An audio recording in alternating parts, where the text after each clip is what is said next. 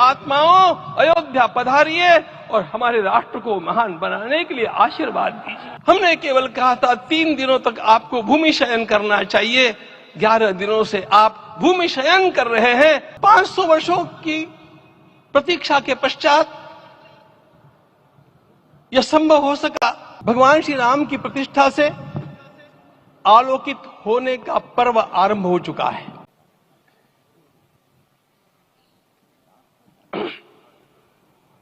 आपदाम अपहर्तारम दातारम सर्वसंपदाम लोकाभिरामम श्रीरामम भूयो भूयो नमाम्यहम्।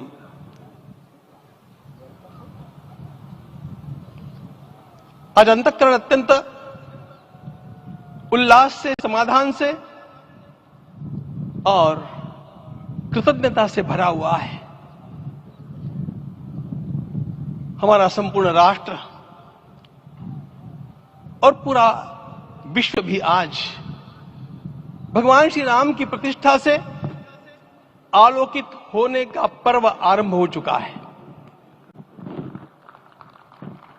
यह केवल एक मंदिर में एक मूर्ति की प्रतिष्ठा नहीं है, यह इस देश की अस्मिता, इस देश का स्वाभिमान और इस देश का आत्मविश्वास, इसकी प्रतीक्षा है। 500 वर्षों की प्रतीक्षा के पश्चात यह संभव हो सका। इसके जो अनेक कारण हैं, उनके ऊपर तो आलोक हमारे सारे सम्माननीय अभ्यागत डालेंगे ही।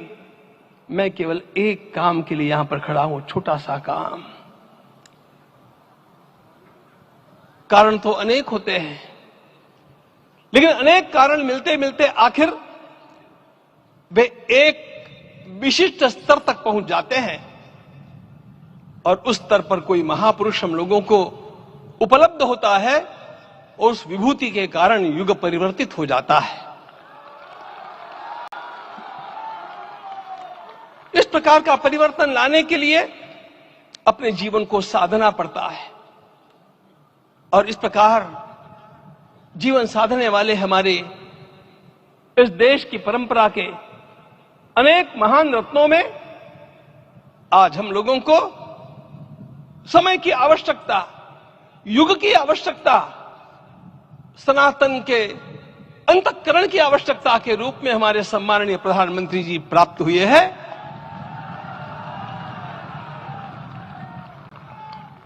यह केवल इस देश का नहीं, यह संपूर्ण विश्व का सौभाग्य है कि आज एक ऐसा राजदर्शी हम लोगों को प्राप्त हुआ।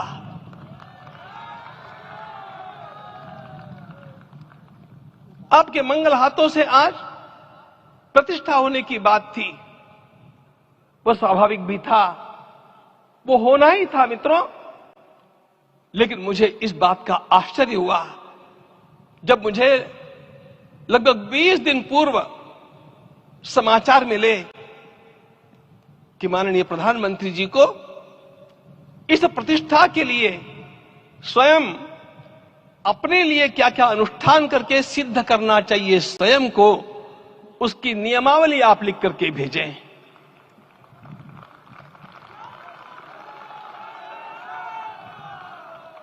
जिस प्रकार का हमारे देश का राजनीतिक माहौल है, कोई भी आकर के किसी भी समय कुछ भी कर्म करके चला जाता है, वो उद्घाटन हो चाहे पौधारोपण हो चाहे कुछ भी हो, लेकिन उसके लिए मैं अपने को सिद्ध करूं, इस प्रकार की भावना कहां होती है?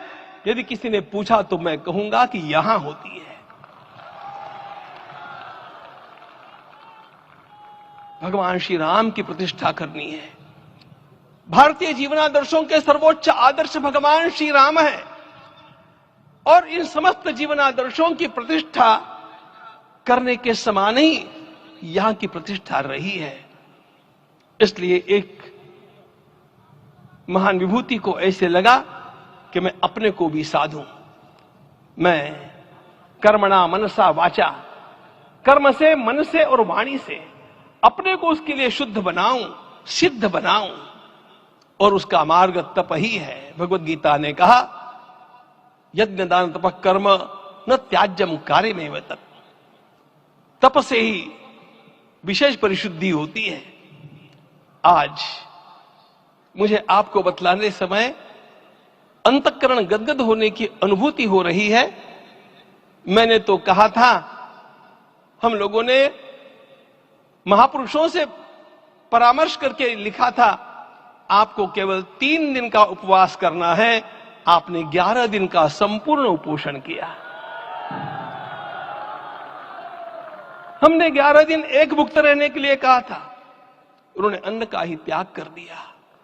महाभारत में कहा गया है, अनशन यह सबसे बड़ा तप है, अनशन। और उसको उनके जीवन में साकार होते हुए मैंने केवल देखा नहीं, मैं थोड़ा तार्किक हूं। आपकी परम पूजनीय माता जी से मिलकर के मैंने उसको रिकन्फर्म भी किया था कि आपका यह अभ्यास 40 वर्षों का है। ऐसा तपस्वी कोई राष्ट्रीय नेता प्राप्त होना यह सामान्य बात नहीं है। वे इन दिनों में हमने कहा था कि आपको विदेश प्रवास नहीं करना चाहिए, क्योंकि सांसर्गिक दोष भी आते हैं। विदेश प्रवास टाल या सांसर्गिक देशों के इस दोषों की संभावना के कारण, लेकिन दिव्य देशों का प्रवास ऐसा किया।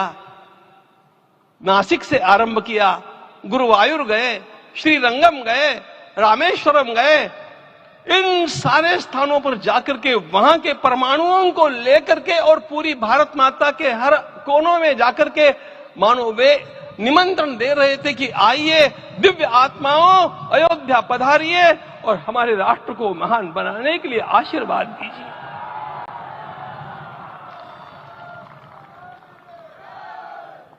हमने केवल कहा था 3 दिनों तक आपको भूमि शयन करना चाहिए। 11 दिनों से आप भूमि शयन कर रहे हैं। इस कड़कड़ाती ठंड में इस प्रकार का शयन करना, मित्रों, ब्रह्मा जी ने सृष्टि को निर्माण किया। उस समय उन्होंने एक शब्द को सुना था। भारत की संस्कृति का सबसे मूल शब्द है तप, तप इति। हमारे पूज्य गुरुदेव के गुरुदेव परम गुरु कहा करते थे, कांची के परमाचार्य जी महाराज, तपश्चर। मैं जब भी उनसे मिलता था वे कहते थे तपश्चर। आज तप की कमी हो गई है और उस तप को हमने साकार आप में देखा। मुझे इस परंपरा को देखते हुए केवल एक राजा याद आता है जिसमें यह सब कुछ था, और उस राजा का नाम छत्रपति शिवाजी महाराज। छत्रपति शिवाजी महाराज। मित्रों, लोगों को पता नहीं है शायद, वे स्वयं जब मल्लिकार्जुन के दर्शन के लिए श्रीशैलम के ऊपर गए, 3 दिन का उपवास किया, 3 दिन शिव मंदिर में रहे और महाराज ने कहा कि मुझे राज्य नहीं करना है, मुझे संन्यास लेना है। मैं शिव जी की आराधना के लिए जन्मा हूं, मुझे संन्यास लेना है, मुझे वापस मत ले जाइए। इतिहास का वो बड़ा विलक्षण प्रसंग है। उस प्रसंग में उनके सारे ज्येष्ठ मंत्रियों ने उनको समझाया और लौटा करके लाया कि यह भी आपका कार्य भगवत सेवा ही है। आज हम लोगों को उसी प्रकार के एक महापुरुष ऐसे प्राप्त हुए हैं जिसको भगवती जगदम्बा ने स्वयं हिमालय से लौटा करके भेज दिया कि जाओ भारत माता की सेवा करो। तुम्हें भारत माता की सेवा करनी है।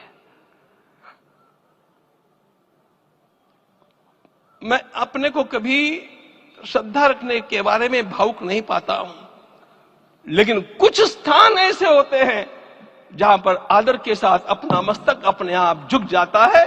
ऐसा एक स्थान हम लोगों को उच्च पदस्थ इस राजर्षि ने जब दिखाया तो मुझे छत्रपति शिवाजी महाराज के गुरु समर्थ रामदास स्वामी महाराज की याद आ गई। उन्होंने शिवाजी का वर्णन किया, निश्चयाचा महामेरु, निश्चयाचा महामेरु, बहुत जनासी आधारू, अखंड स्थितिता निर्धारू, श्रीमंत योगी, श्रीमंत योगी, श्रीमंत योगी। हम लोगों को आज एक श्रीमंत योगी प्राप्त हुआ।